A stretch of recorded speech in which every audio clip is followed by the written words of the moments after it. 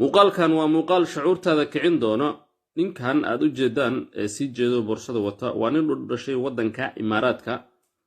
ninkan waa nin dadka aad u caawiyo, wuxuu leeyahay channel YouTube ah oo ma garanaysaa waxyaalahan macluumaadka dhan la soo geliyo. sadaqada ayuu bixiyaa, dadka ayuu caawiyaa, dadka fuqarada oo masaakiinta oo waxba haysan ayuu aad u caawiyaa. wuxuu tagay Soomaaliya wuxuuna ka hirgeliyay ceel biyood. sidaad arkaysaan dadka say u faraxsan yihiin.